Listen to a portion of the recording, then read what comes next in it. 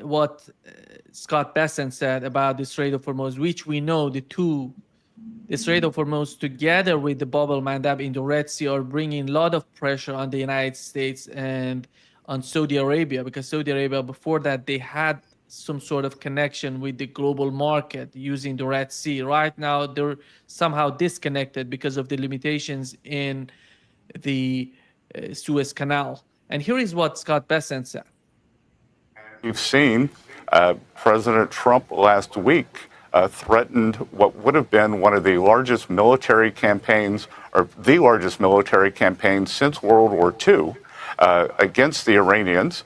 And now because of that, we are in talks with the Iranians. And I think there is a chance we may have a deal today or tomorrow to open the strait and move towards a more normalized position in this conflict. And that's because their Air Force is wiped out, their Navy is wiped out.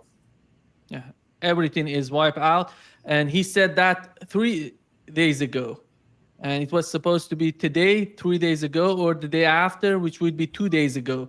Nothing happened. And on the part of Iranians, they say that nothing is happening. Negotiations, or the United States is sending them messages. But in terms of the opening, in terms of what the United States wants to do with the Strait of Hormuz, to open up the strait, nothing is happening between the two sides. But what is important is between Iran and Oman, they have achieved, or they're reaching to the final stage of the negotiations about the new mechanism in the Strait of Hormuz. And this is all and nothing. And today we've learned Yemen is going preemptive on Saudi Arabia. They have attacked Saudi tankers in the last 2 or 3 days. More than 5 or 6 of them were attacked, and they forced all of these tankers to get back to Saudi Arabia. And this is what's the situation right now with the Strait of Hormuz, Michael, and with Bab el-Mandab in the Red Sea. And many people are arguing maybe Donald Trump is afraid of this depression, which it seems to be unavoidable. What is your understanding of the situation, Michael? Well, the trade is being blocked, and the discussions that Iran is a part of, talking about the resumption of trade, is what will happen when the United States permits trade to occur again. Trump and Bessent have been very clear. No, there is not going to be any permission of Iran to export all of the oil that's sitting in Iran's many tankers willing to be exported. There's not going to be any trade through the Strait of Hormuz. Trump, in effect, has said it's going to take 5 years before we're going to permit any trade, because yesterday he and Hegseth said nothing can be done until we settle Iran's atom bomb. Because it doesn't really exist as an issue, it's a fake issue. It means because of this fantasy we have about Iran's atom bomb, we will not permit any opening of the strait until we put this at the very forefront. So secondly, the agreement that the United States wants is, it keeps saying the law of the sea means that there will be free trade. Trump again and again has said we will not permit Iran to charge any fees or any tolls at all. Trump has said, we ultimately want to collect the tolls for ourselves. And so, of course, if we're going to collect the tolls on OPEC trade to compensate America for all of the cost of our war against Iran, then we can't permit Iran to have any. So the negotiations that Iran is making with Oman for how we're going to ultimately reestablish trade through the Persian Gulf are not the kind of negotiations that America is talking about, where it's not really a negotiation. We're going to insist as a precondition unconditional surrender by Iran. So I think you're going to find the oil trade is going to continue not to take place. Well, This is what Iran has been thinking of all this time. It says, well, as long as there is no trade in oil, we are setting the stage for the largest economic and financial depression since the Great Depression. And this has already led to other countries not only being in a panic, but enormous expenses for other countries to actually pay the higher prices for oil on delivery. And the prices that countries like Japan, Asian countries, global South countries are paying have nothing to do with the Brent price that is cited on the Wall Street Journal site as the financial sector's reference point. This is a sort of a fictitious price for if the oil were delivered and there were free trade in oil, what would it be? But of course, there's not the free trade in oil, and countries are scrambling. How are they going to get to the oil? Well, already they're paying, have to pay huge amounts of their own foreign currency. Japan is especially one of the most highly effective. And for the last week, Besant has been negotiating with Japan a kind of technical deal. Japan was going to say, well, there's only one way that we can prevent the yen from collapsing, and that's we'll sell the treasury bonds that we have. And Japan is the single largest foreign owner of U.S. treasury bonds, much more than China or anybody else. Well, the problem, this frightened Besant and the U.S. because if Japan sells its treasury bonds, this is going to push up the interest rates. And if it pushes up the interest rates, we're going to have even more financial crashes, a collapse of the real estate market, a collapse of the debt leveraged economy. So Besant has said, we have a deal for you, Japan. Instead of selling your treasury bonds, hypothecate them with the Federal Reserve. In other words, you transfer, we'll make a swap agreement. You transfer ownership of these U.S. treasury bonds to the United States, and we'll arrange a swap agreement. We'll hold these as your collateral, and the bonds that you put up for collateral, we will give you a dollar credit. So you will use this dollar credit that we are creating on our computers in order for you to spend in the foreign exchange markets just to buy yen. And so the yen that had been plunging has now gone up because the United States has given Japan the computer credit to spend it.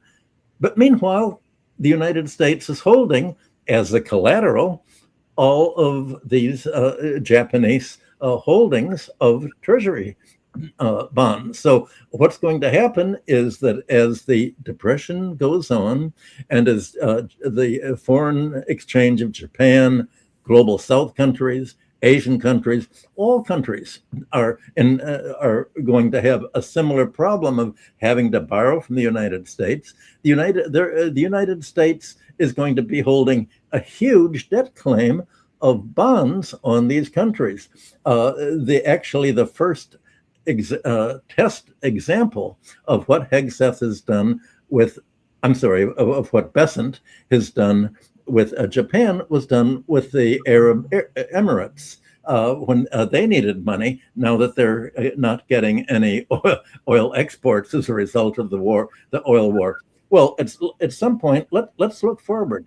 The depression is going to lead to economic shutdowns and collapse, a cutback of production, unemployment, government budget deficits to pay for unemployment and to subsidize the households that need electricity to light their homes and fuel to heat them. All of this, let's look at a year forward.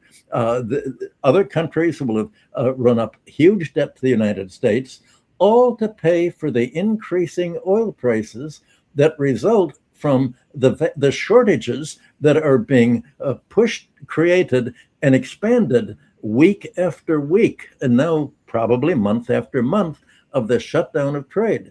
Well, at the end, what's the moral solution to all this? The moral solution is, well, other countries already have said that with Israel and the United States, which have waged war on Iran, are the two most unpopular countries in the world, they can say, well, it's true, the Treasury is holding all of our bonds as collateral for the money that they've lent us so that we can pay for the costs that America has cost us to entail because of the oil war. America is really responsible for these costs. It should bear the cost. We're annulling these debts. That's going to be the economic and the political break that is essentially going to be the catalyst that is splitting the whole rest of the world's oil importing countries from the United States and their allies. And you're seeing a similar problem, even in Europe itself is going to have the same problem. Everybody's going to be pressured. Don't pay for this higher priced oil by selling your international reserves that are held in US dollars in the form of treasury bonds, because we don't want interest rates to go up. So just let us lend you the dollars to pay it. Well, okay, I believe they are going to sign these swap agreements, and they will spend the dollars that they borrow to support their currency, to prevent the yen, the euro, other countries' currencies from going down. And then this is going to lead to a huge debt accumulation, not to mention the fact that as global South countries end up having to pay much more now, not only for their oil and gas, but for the fuel, the food, and the fertilizer prices. Without the fertilizer, you're going to have crop yields going down. The global warming is creating all sorts of drought or floods that are cutting back crops. So there's going to be an awful price inflation throughout the whole world that is going to be financed by debt, mainly to the United States.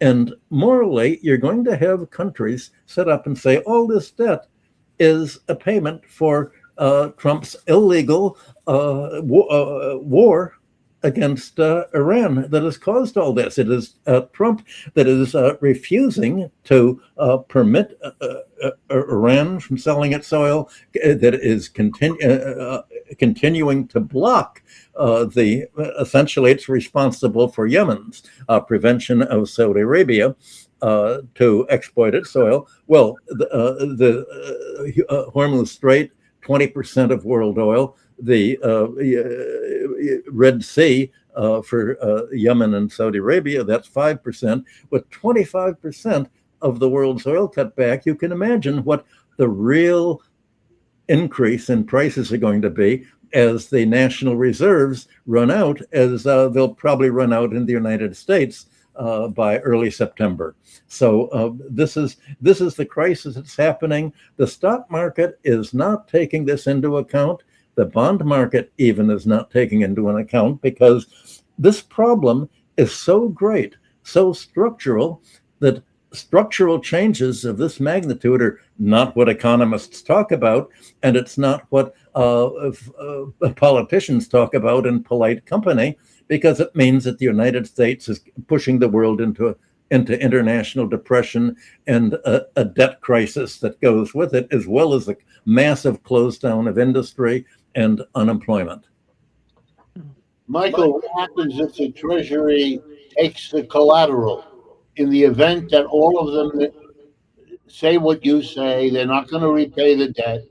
They're going to cancel the debt. The United States says, okay, we take your collateral.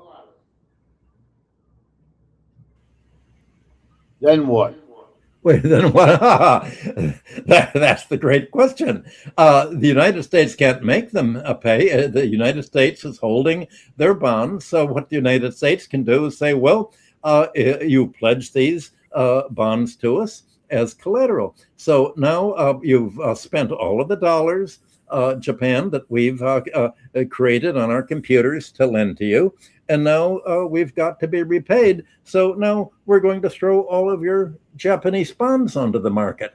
Well, of course, that's going to crash the price of Japanese bonds, and the United States will sell the bonds, receive yen, turn the yen into convert it into dollars to reimburse the Treasury for all of this, and the yen's exchange rate is going to plunge again. And a plunging exchange rate will mean, well, you're going to have to pay a higher price for anything that's imported and priced in dollars or any non-Japanese currency. Well, this is going to essentially plunge Japan into, you could say, a double depression. The first depression will be the interruption of its trade in oil, where there's already huge cutbacks that are forcing close downs of firms and insolvency by Japanese households and businesses. And the second depression will be when the United States says, well, here's our collateral, we got to get our money back, and throw it onto the market. And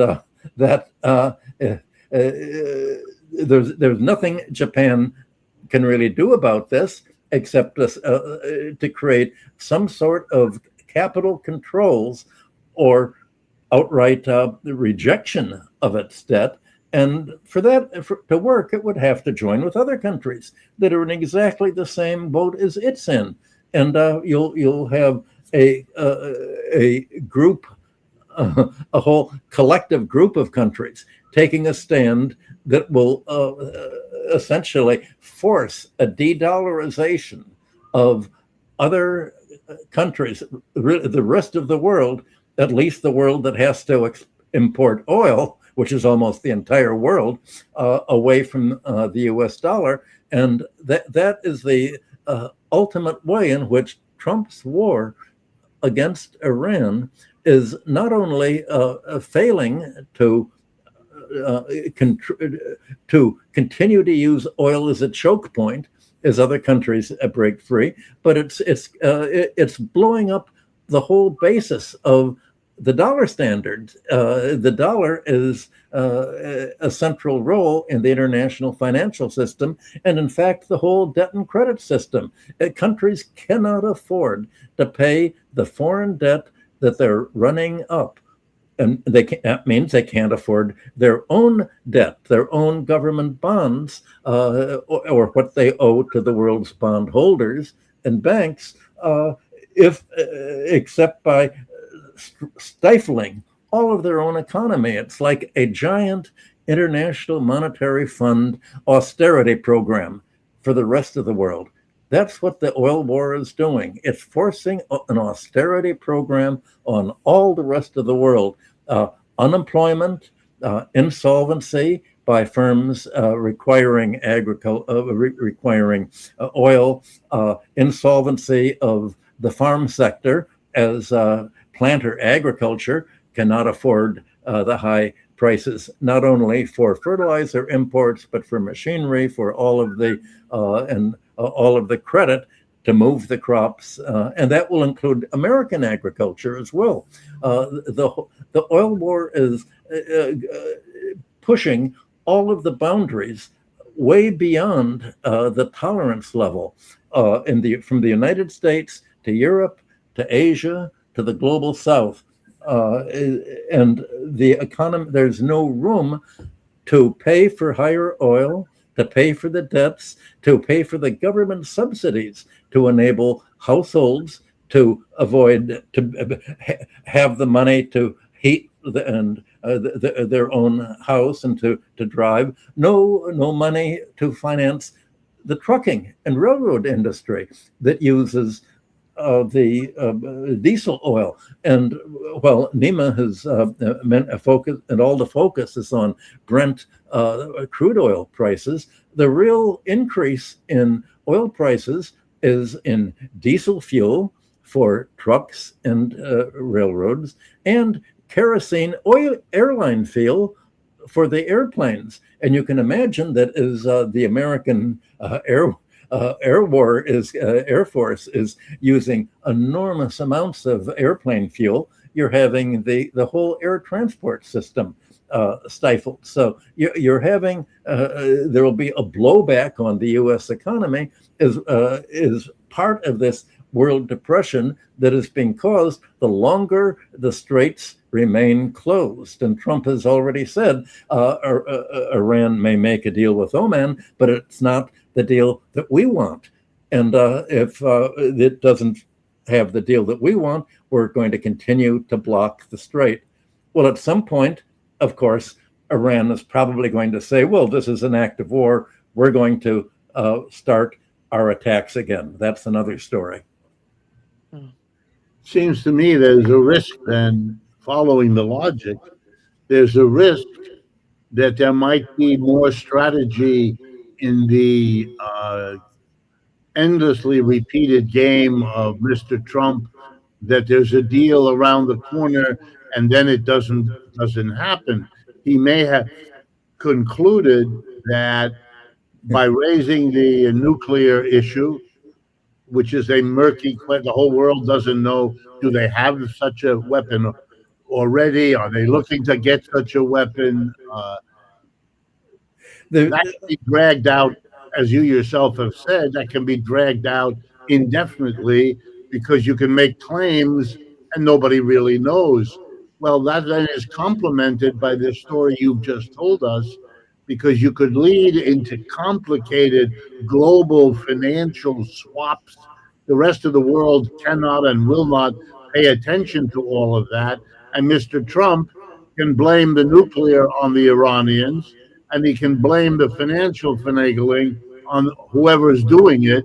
You know, he can blame the Japanese for not having done something financial, and then it disperses the blame from him.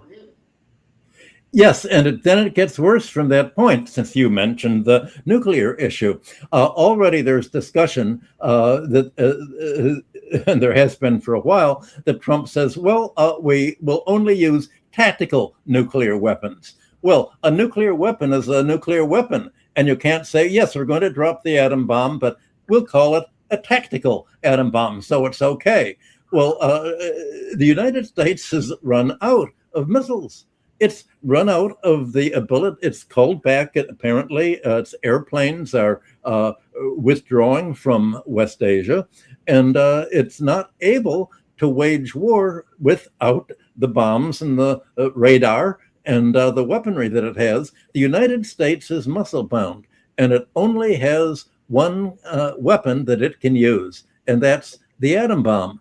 So it's called this tactical. This is a nice nuclear weapon. It's a soft, and and we're not going to use more than 5 or 6 to begin with. Well, you can imagine what this is going to do to the world, and this is what Trump is threatening. And other countries are not saying, this draws the line. This is where we're going to have a response. I think other countries are as stunned as the stock market and bond market is. They think this is something so off the charts that all they can do is wring their hands, and nobody seems to be putting in place a alternative response to stop all of this. They're just standing aside and letting themselves suffer. Well, and Iran's position is, well, if we can't export our oil, then neither can the rest of West Asia. That's why